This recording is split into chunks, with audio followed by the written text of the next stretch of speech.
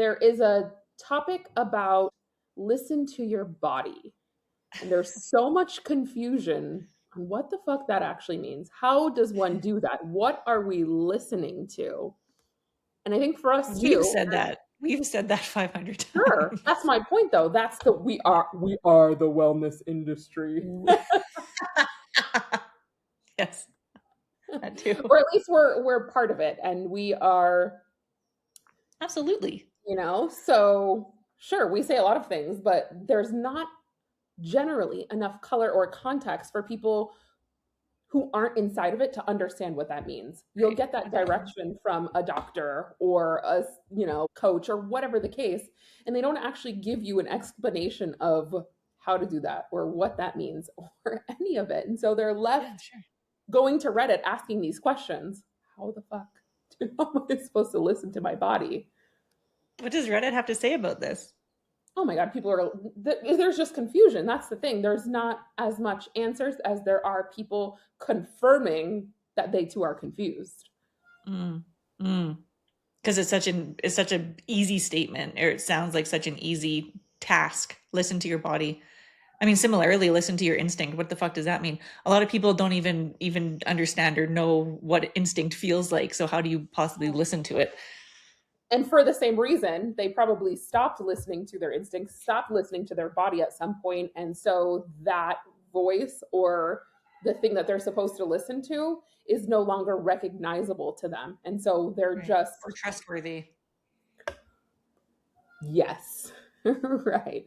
But to that point, it's potentially a lack of self-trust, not the trust in the instinct or the trust in the body, but the trust in the self to make the decision that's going to be the right choice, whatever that means. Whatever that. Go to Reddit with that one too. Yeah, super quotes on the right, because what the fuck is that? But let's talk about that. What does it mean to you to listen to your body?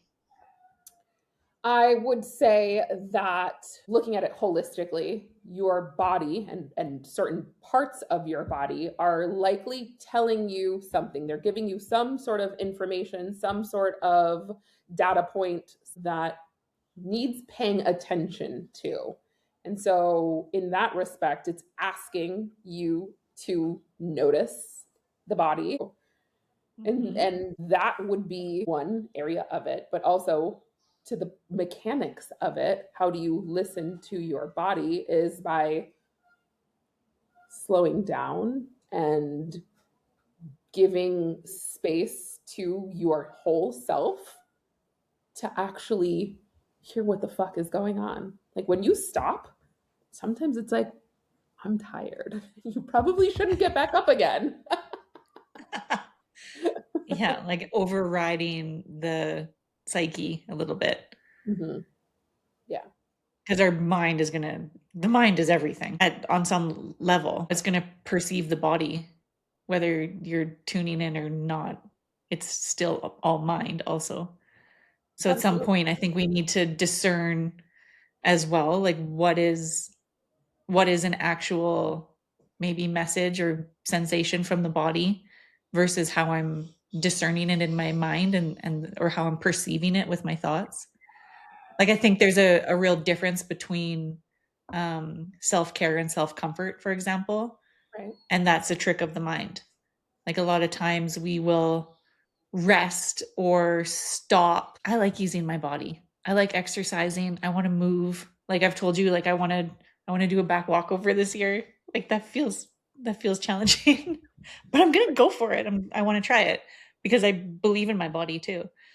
And also my mind will go, you're too old for this, or you're going to hurt your knee again, or it's too scary, or whatever the mind is perceiving about it not being possible.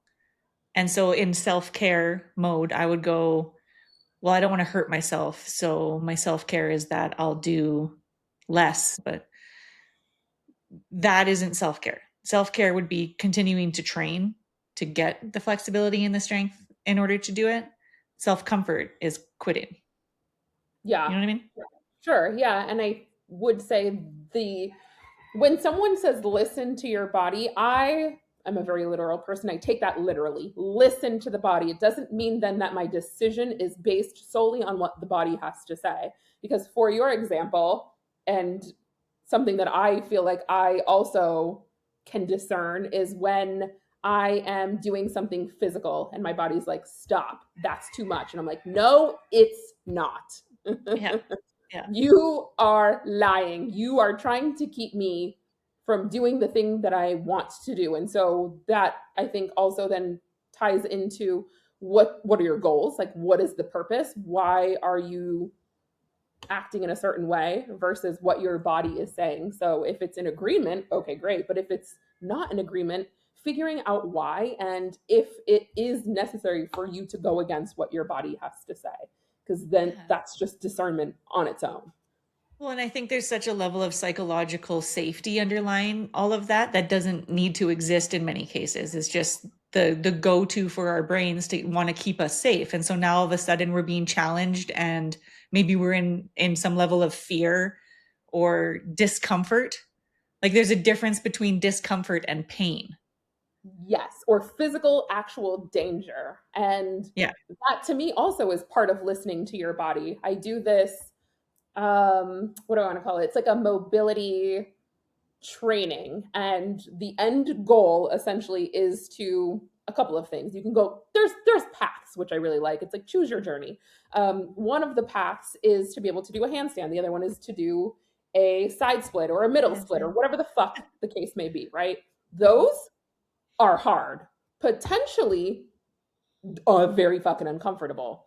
But once it starts to feel past uncomfortable, past like, oh, this is a little bit into pain, that's when you need to start listening, right? You don't want to injure yourself into doing something from the ego. You have to also be aware where the limitation is and for what reason, but also the reason why it's uncomfortable is because your body's trying to keep you safe. It's like, no, no, no, no, you've gone too far. And that's where you get that discernment of we're not in pain, so we're going to keep going. Mm-hmm. We're going to try to bring that voice down and bring it back to safety and continue doing what the fuck we set our mind out to do and our body out to do. And so that's one level of awareness. And then the other one is, does it fucking physically hurt? Because those are two totally different things. You Right. need to know what that The feels like. potential for physical pain might be there, but you're not there Right. yet. Right. Yeah. Yeah. And even to that point, it's like if you're at the verge of potential physical pain, then make some adjustments Yeah. that move you further away from the pain and more towards, okay, this is uncomfortable, but still possible. Nothing's sharp, nothing's fucking tinging, like, none of those things are happening. Yeah. This is making me think of like just this past weekend when I went one wheeling for the first time for an actual real ride. And when I got the invitation, my whole body just like started panicking because number one, you go pretty fast. You have potential to go pretty fast. Number two, there's potential for injury. Number three, with a group of people who have been doing this for years, and now there's potential for embarrassment, for holding up the group, for all those little triggers that come from like the emotional and egotistical standpoint as well. And my whole body was just like, what if I die? Or worse, hold up the group, right? Or worse. And there's a level of commitment that exists in sports like that, where if you can commit and just do the thing without, I mean, I'm sure there's fear in the background, but without allowing the fear to take over, you're likely to succeed. It's like committing to a backflip. If you hesitate in a backflip, you're fucked. You can't hesitate. You got to go for it, right? Like there's certain things where you just need to go all in, and it actually makes it easier to learn the skill or to do the thing or to improve if you can commit. Like it's like in dirt biking. When I was learning how to dirt bike, like I'm not a good dirt biker by any means, but I'm not horrible either. And I was climbing like this very steep hill one time, and I know a little bit of the mechanics to not fall off my bike and just keep going. And the bike I have, thankfully, is like a tractor. But if you don't commit to the climb, you fall backwards or Absolutely. slide down the mountain or whatever it is. And so it was just like, get out of your head, get into your body, and just fucking give her. And then you climb. And then you get to the top, and then you can panic, you know? But it's like without the commitment, then you stop halfway and now you've lost your momentum, and now how are you going to get on your bike? Like there's so many different things to sometimes I think overriding your body response, knowing or trusting what's on the other side of it. Yeah. Is that the message here? That might be the message here. What's the message? You know? Say it out loud. That. Did I just say it? Now I have to repeat it. There's something on the other side of all of these bodily responses that we're getting. We don't have to listen to every single thing. Like you're saying before, the body is a liar. We don't have to listen to every single thing that our body has to say as 100% truth. We can find truth on the other side of it. Sure. Or rather than we don't have to listen to our bodies, we don't have to make decisions or act always in agreement with what our body has to say. Always in agreement, right? Listen, but I don't think that it should be the deciding factor. It is an information giver. So we then, as the human, get to process that information and do what we will with it. Right, because our body's also going to self-sabotage. Oh, all the time. As protection, all the time. And it's neither good or bad. It just, that's what it does. That's its mechanics. We, as the intelligent force of, the whole, get to decide what to do with that. Yeah. And that's, I think, that is the message, is having that discernment to know when to follow and when not to follow. And knowing, or at least having the compassion for what it has to say without, because that, again, that's when you sort of like lose the, I don't want to say the ability. It's not that you lose the ability, but you start to tune out what it has to say. And so then it becomes harder for it to come back into your field. And so rather than disregarding it, have compassion, like, oh, I see you. And also, not right now, not today, not what we're doing. We're actually going to continue to move forward instead. Yeah. God, knowing the difference is really challenging. Like when I had my knee injury, so I blew my knee out on a ski hill 10 years ago. It was a whole fucking thing. My knee immediately just froze. Like they call it frozen knee. And I was going to physiotherapy with a frozen knee. And my physiotherapist at the time was trying to like force it bent, but it just like was so like scar tissued around, like it wasn't bending. It didn't matter what was happening. It wasn't bending. It was frozen. And fuck the pain. He was strapping my hips to the bed so I wouldn't move, and then leaning into the knee. Like it was actually horrific. Like I have real bad memories of, and like I was screaming, like there was so much pain, and I couldn't discern at that time, like, is this me preventing some sort of healing here out of fear of the pain? And like I overthinking. So I'm like trying to figure out what the hell's going on here. I finally went back to the surgeon, and he's like, oh, your knees, we need to unfreeze your knee via surgery. So my first surgery was going under a general aesthetic so he could rebend and basically like break all the scar tissue that had my knee locked at this like particular angle. And then I could start the healing process again, and the mobility process. But fuck, that was such a long, it felt like a lifetime. And I re-injured my knee on the ski hill again. Same knee. Want to know why? Because I thought it was too cool for my knee brace. Here's another fucking stupid thing. I was like, I'm going to strengthen my knee enough that I won't need the knee brace. That's the goal here, is to get strong enough again. So I didn't wear my very useful, which is now my best friend, knee brace for all sports, but I didn't have it on. That's a stupid thing. That's me not listening to my body. And how many times do I have to learn via injury before I listen? Like over some like little ego trip or something? Exactly. And that's what I was saying about Like in lifting and things like that, they call it like ego lifting, where you're just fucking pushing shit. Why are you Why? doing that? Like there's that has the potential to actually be so dangerous. And in those instances, ignoring your body has the potential to be very dangerous. You know, I think this is Legitimate all ignorance. linked though. I'm making a connection right now. I think this Yeah. is all linked to hypervigilance because in all of it, I expect that my body can support me. I just Yeah. assume that I don't need help from anyone or anything, including my knee brace.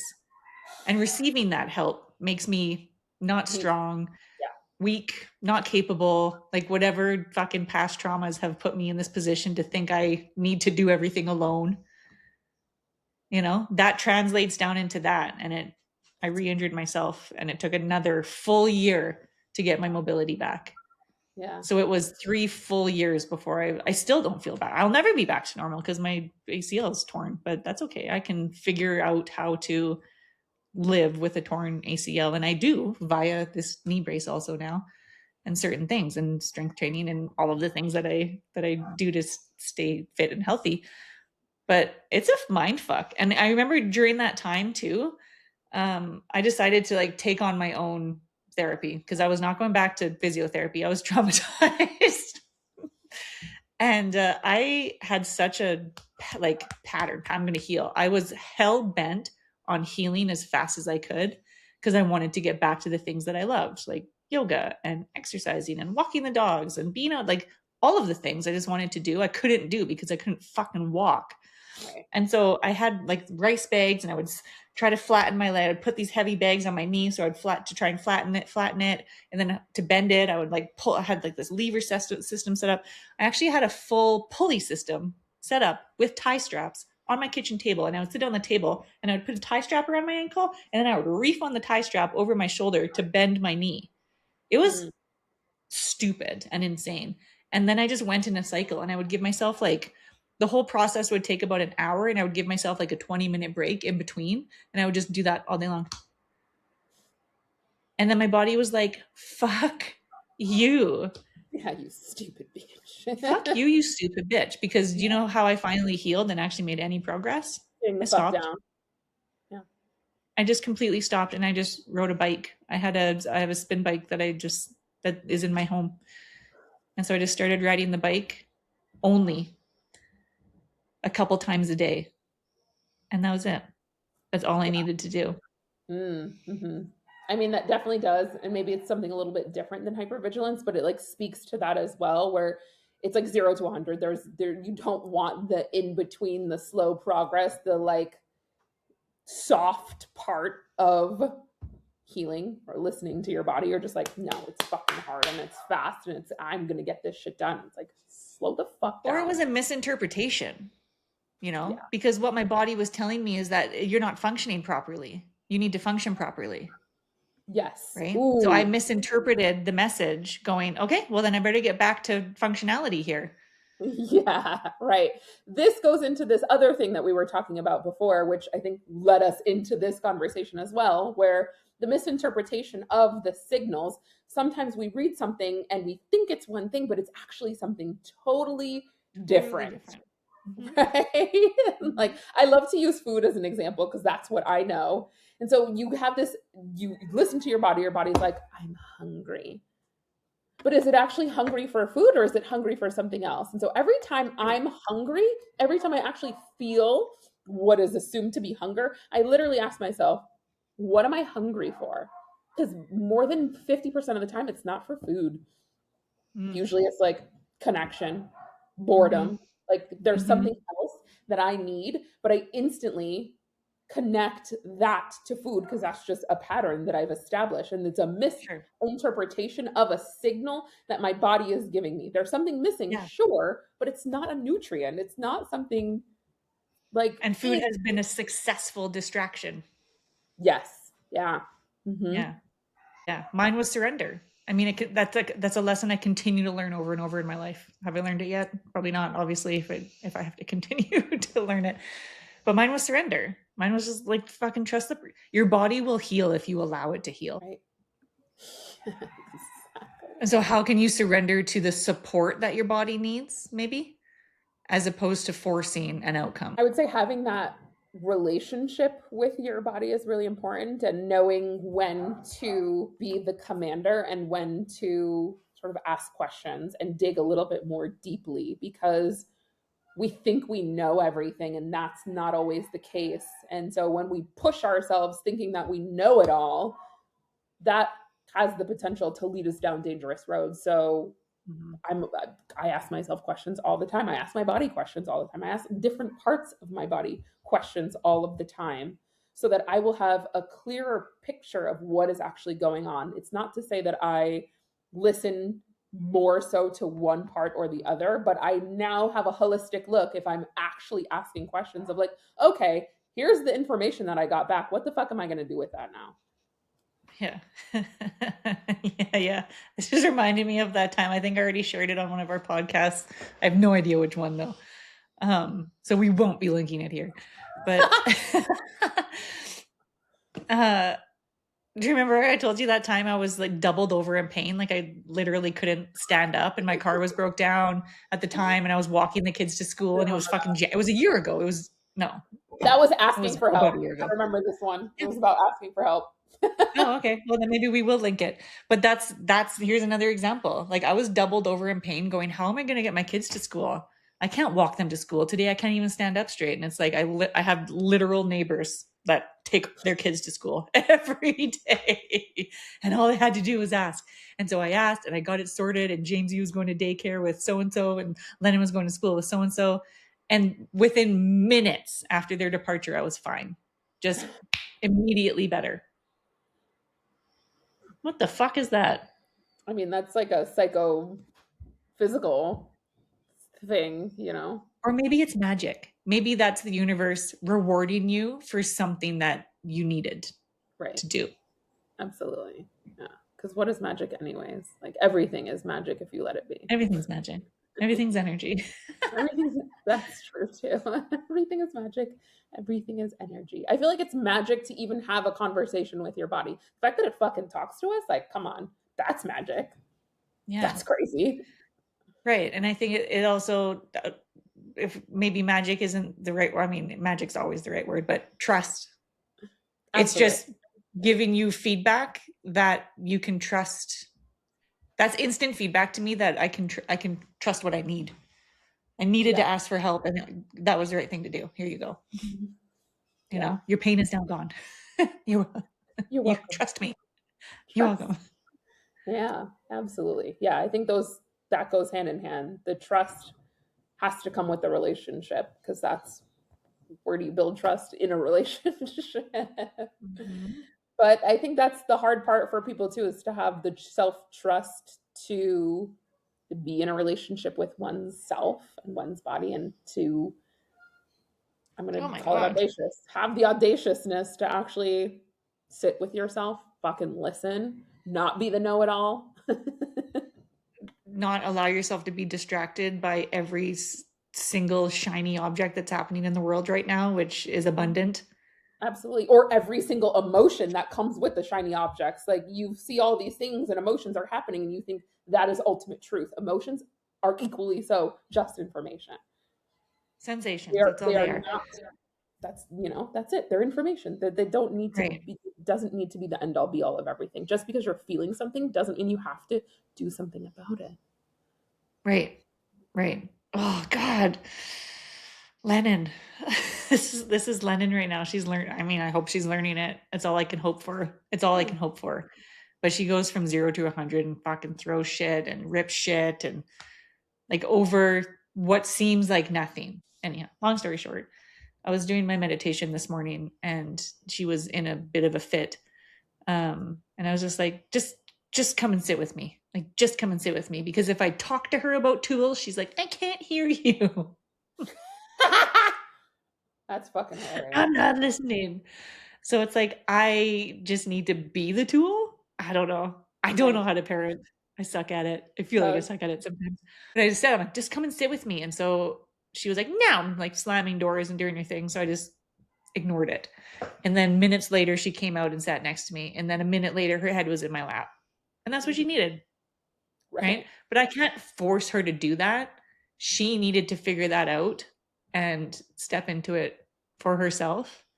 Always. Absolutely. That's where she Always. builds the trust and the relationship. If you even try to tell her how to do that, or that's a fake relationship, that's fake trust. Right. It's not real. And she needs to establish that for herself as a child, just like we do as adults. Because maybe that's what was happening for a lot of people who don't have that relationship, is that they never got the allowance to actually build it or establish it. They were just always, told what to do or how to act or what to do with their body. And it's very hard to start listening to yourself when it's not new, or when it is new, when it's not something that you're used to or have been allowed to do. And my body is going, shut this shit down, yell, fucking put her in her room.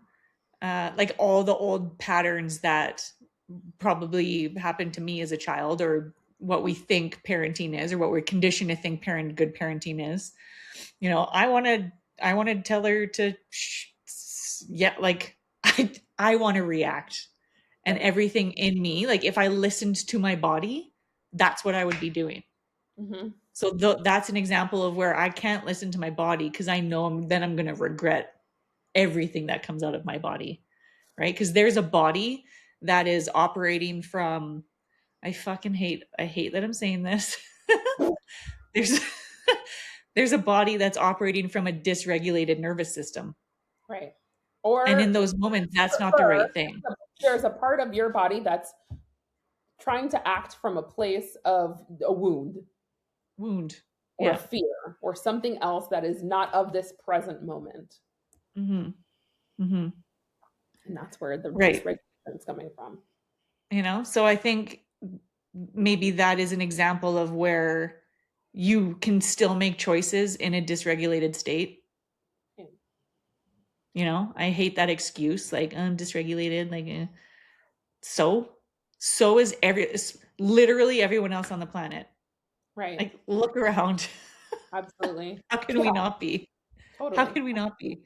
Well, Yeah. we're getting desensitized, I would say that too, which is another problem. If you don't listen to your body at all, you Yeah. become just And you're desensitized to avoiding. your entire existence, Yeah. which is also problematic, because now you're just allowing So external circumstances to run your life. problematic. It's so problematic. And this is where I will confidently say that's where weakness comes from. You're building weak people. If you are Mm-hmm. just desensitized to it, you're fucking weak. Yeah. Strengthen up. Do Build better. yourself up. Do better. Right. Like, things are going to be uncomfortable. You can face them and also learn and teach yourself how to self-regulate the safety and be the safety and all of Or that just shit. override it sometimes. Just override it sometimes And what to so help how does build the that trust, right? right, yeah. So how would one in a state of, I mean, Dysregulation, override it. yeah, it's always just choosing the Fucking opposite. sheer willpower, discipline. Uh-huh. Yeah. I think having enough self-awareness to recognize your pattern and want to change it, even though Right. it's hard. And Well, this is where putting yourself into discomfort is like training. It's like training for your psyche. yeah. Put yourself into physical discomfort so Yeah.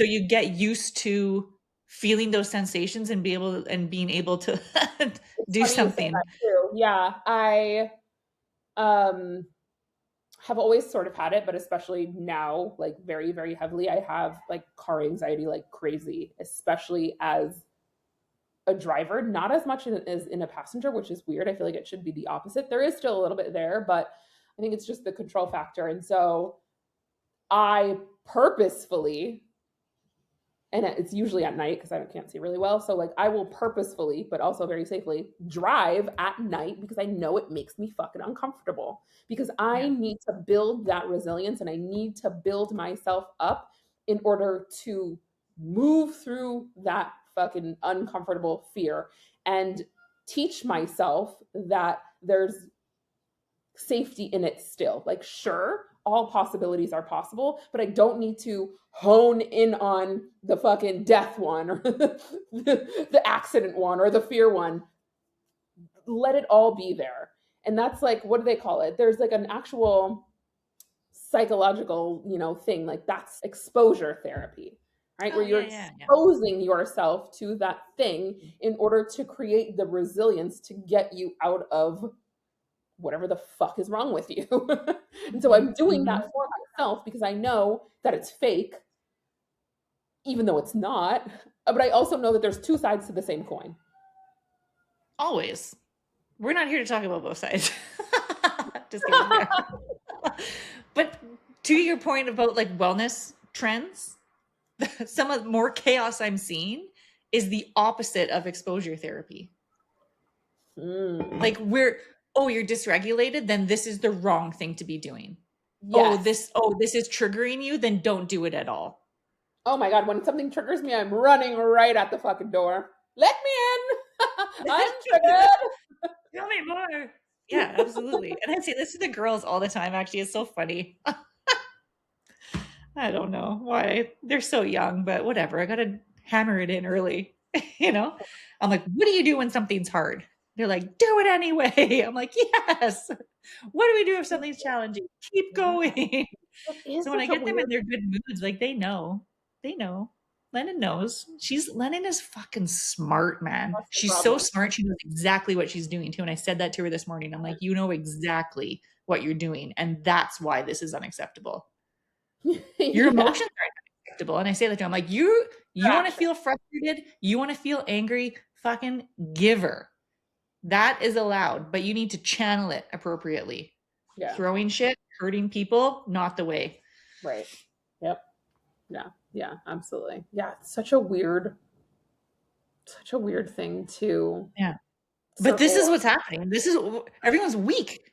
Everyone's weak and calling it self-care. Here, people are calling their weakness self-care, but that's not it. That's self-comfort. And it's avoiding. Right. Self-soothing. Yeah. Yes, absolutely. To the point of a detriment. Sure, I can appreciate self-care, self-soothing, all of these things when it's necessary, when it's required. Not everything requires you to stop and fucking coddle whatever the fuck is happening. Like time and place as well. I think there's space for that to exist. I compartmentalize shit on purpose because time and place. I'm not going to sit there and have a fucking anxiety attack on the middle of the highway because that's ridiculous. So I fucking wait. I wait until I get somewhere safe. And then I'm like, are you ready to dysregulate or is it gone? Are you good? Do you have time? Do you want it? It's available now. That was like my week of tears. And I'm like, why the fuck am I so emotional? Perimenopause is also a whole thing. I'll say that. And also because it was a year anniversary to my separation. Like my body hadn't processed all of that. So all of a sudden I come up to this trauma anniversary, let's call it, or whatever the fuck. And it wants to come out because it remembers. My mind doesn't remember, but my body sure remembers. And then because I like to overthink things, I'm back in my journals. I'm like, why am I upset? What's going on here? I can't just allow myself to be upset. But that helps me.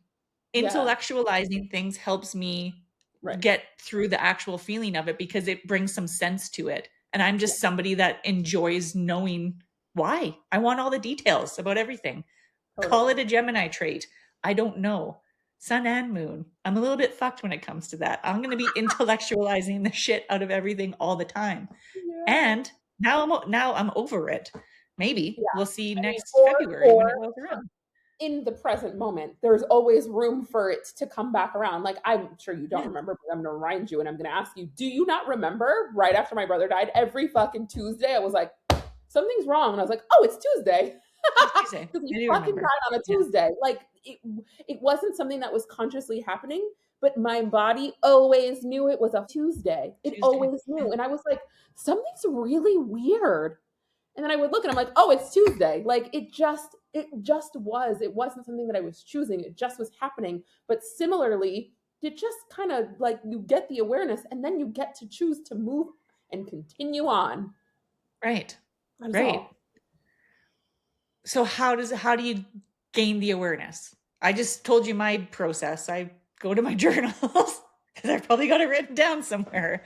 Right. But how does one who is not maybe involved in this work as deeply as we are discern that for themselves or become aware of it so they can bring some meaning or understanding to it in order to move through it and release it?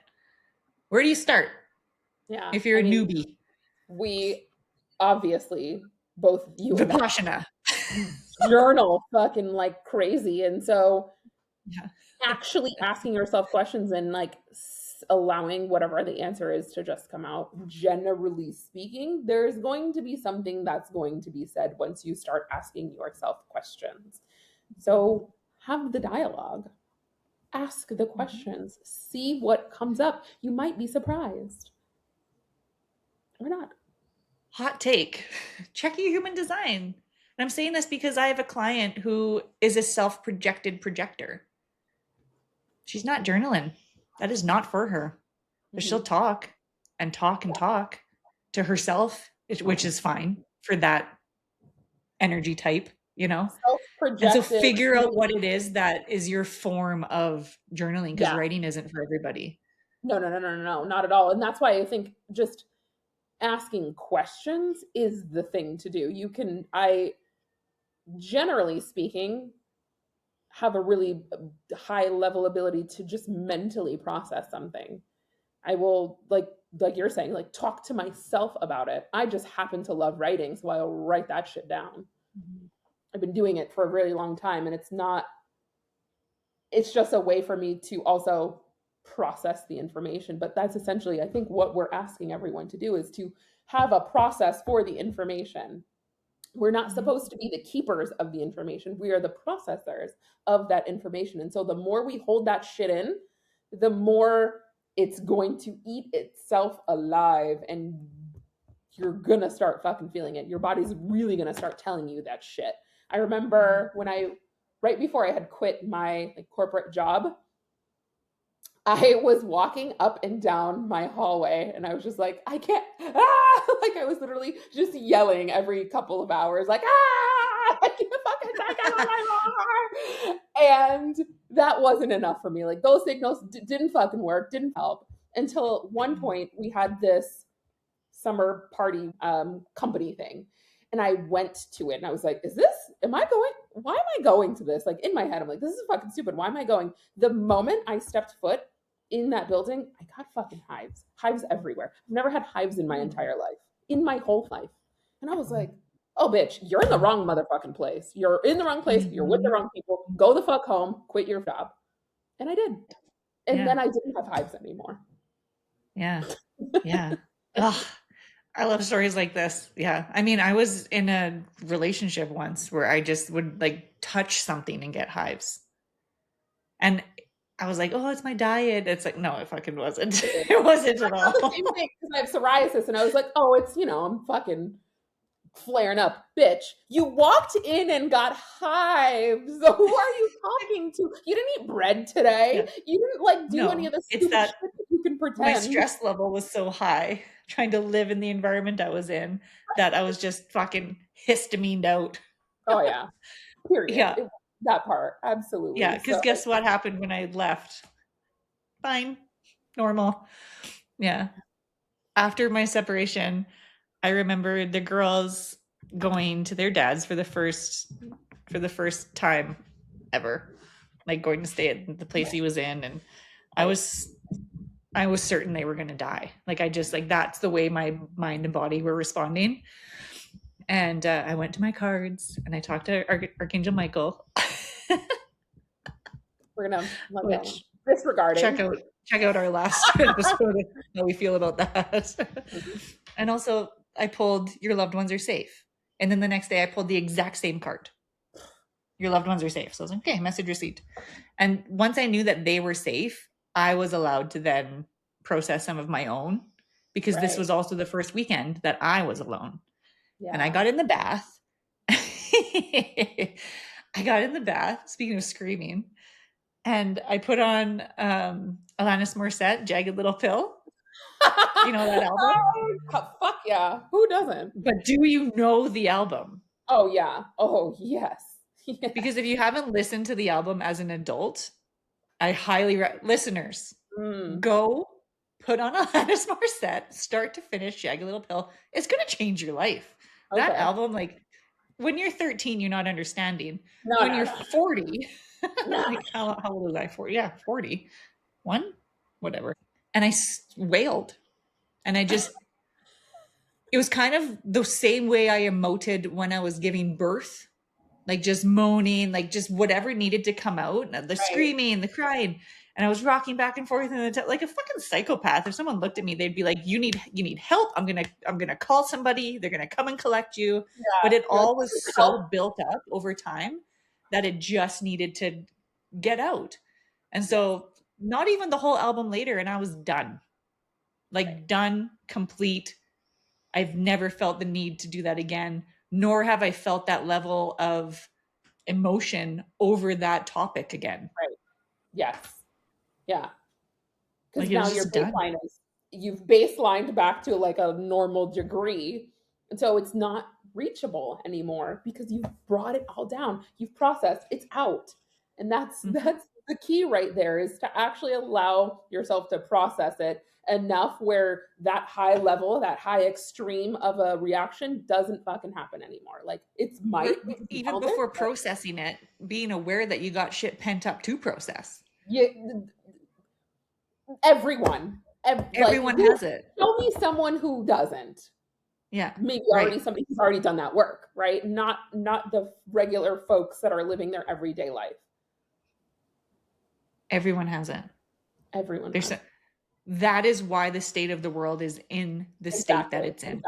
Exactly. And it's not an invitation to just go fucking full weird all of the time. Back to what I was saying before, the compartmentalization. Give yourself a fucking day or an afternoon or an hour to just process your emotions, whatever the fuck. This is the first time I've ever said that out loud to anybody. And off it goes to the public. But you know what I'm saying? That wasn't for anybody else or for anything. No. I definitely wasn't recording myself to put it on social media. God bless their hearts. I fucking hate that. God bless their hearts. I'm as a Gemini moon, I'm 50-50 on it. I'm like, so fucking cringy, and also good for you, bitch. Good for fucking you for being that audacious. Because I could never. Couldn't be me. Couldn't be me. That couldn't be me. I record myself, like I said before, I record myself doing everything. I've got videos upon videos of me just crying, just doing the most, being the most. But they're mine, and I'm not necessarily going to do shit with them. Maybe I will, but not today. This is the only shit I record. I need to get better at that, actually. Thousands of me just like doing the most, doing the absolute most. Let's put some examples at the end of this episode of you emoting. Yeah, send me some. I'm going to add them. I'm going to add them to the edit. Good stuff. Yeah. You guys are in for a Let's find the one of us dancing to No Broke Boys. Oh, I do have that video. The one of us in the car. That's a good one. Yeah, it's a great one. Yeah, I fucking love that song. Right. There's a way, actually. There's something else. Dancing. Joy. What a gift. What a gift to life. Putting on some good dance music and just letting your body move. I never understood the benefit to just like tuning out, like dancing alone and just letting your body move. Oh, honey, welcome. I'm white. Dance knows no color. Okay. Dance is boundless. I'm a type A white woman. And that's the thing, because I think there's an institutionalized idea of what dance has to look like. Like, no one fucking cares when you're by yourself. It doesn't have to look like. Remember when you and Dana taught me how to twerk? Yeah.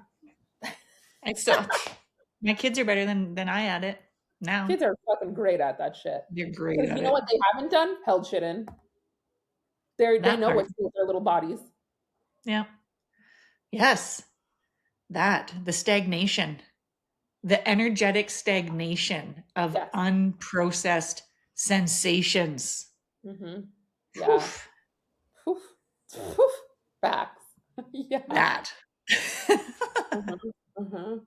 So, like, the question then lies, where are you stagnant? Where are things sitting in your body that you need to fucking listen to and do something about or not? Depends on the purpose, depends on your goal, depends on where you are and the path that you want to fucking take. If you want to be unhealed, fucking stay that way then. Give her. It's your Give her life. nothing. Right. Yeah. And we allow all things here. And also, don't come around us because I'm not the one. Yeah. Oh yeah. Notice how it affects your life. Notice the relationships that you have, you know. Yeah. I am not a soft coach. I confront people. Yeah. Or rather, I encourage people to confront themselves. Yeah. Like, I will hold you softly and Yeah. tell you the truth. Yeah. I have a download on my website that's free. I don't even think you need to put your email in and address in people. Like, just go take it. And it's a whole bunch of like journaling prompts and questions to get to know yourself better and based on different pillars of life. So Ooh. there's a place to start too, if you're curious. I love that. Yes. Great. All right. Now enjoy Amari emoting in the next clips. You're welcome. We're at another watering crossing. I love this. I love this for myself. Do I really? I don't know. We're still figuring it out. But here the fuck we go. Just put your foot in the water. Just put your foot in the water. I'm literally pretending like these shoes aren't waterproof. Oh, up. We go up. We go up. This is a fucking jungle. This is a legitimate jungle. And not a concrete one, a legitimate one. Okay, day one. And no, I'm not picking my nose. I had a fucking itch. The last 7 minutes is dedicated to sprints and walking incline intervals. See the results. That's it. That's all I've got. I'll always be recording myself.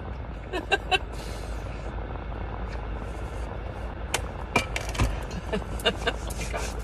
Okay. Okay, that's enough. It's time to go. Go fucking do it. See, go do what the fuck you were supposed to be doing. Like, turn the fucking car off and get the fuck out. If this conversation sparked anything, any form of curiosity in your brain, yes, share it, like it, subscribe. If it triggered you in either direction, if you felt compelled by it, either in agreement or you are fucking mad at whatever the fuck you said, subscribe. Yeah. Love us. Hate us. Love us. Go in the comments. It doesn't matter. We would love it to be subscribed, but it doesn't have to be.